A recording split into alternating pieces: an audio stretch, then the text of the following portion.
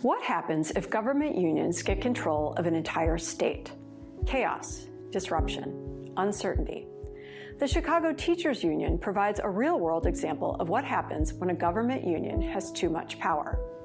CTU has gone on strike 3 times in 3 school years, leaving kids and parents helpless as unelected union bosses close schools.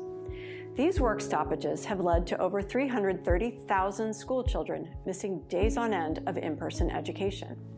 In January 2022, parents were given just hours to develop a backup plan when the union decided to shut down schools. But CTU's political muscle and their willingness to flex it could become the blueprint for schools and government at all levels if Illinois' powerful government sector unions get what they're asking for at the polls this coming November.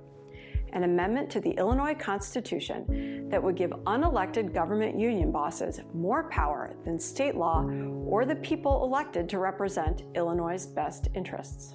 Now, unions say the amendment only bans right to work, but actually, union-backed Amendment 1 would place 4 provisions into the Illinois Constitution.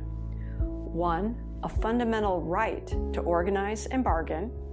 2, the right to bargain over wages, hours, working conditions, economic welfare, safety at work, virtually anything. 3, a prohibition forbidding lawmakers from ever interfering with, negating, or diminishing those rights. And 4, a prohibition against right-to-work laws. Here's how this plays out. Unions will be able to demand anything during negotiations and go on strike to get their demands met. Lawmakers won't be able to restrict what unions can negotiate or limit when they can go on strike. What's more, lawmakers would never be able to repeal a little-known Illinois provision that allows many union contracts to override conflicting state and local laws and regulations.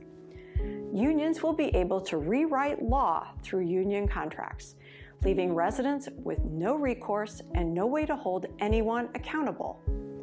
Teachers' unions in Illinois have already threatened to strike 164 times, then actually taken to the picket lines 48 times in the past 10 years, according to annual reports filed by the Illinois Educational Labor Relations Board. Amendment 1 would lead to even more disruption for Illinois students and families.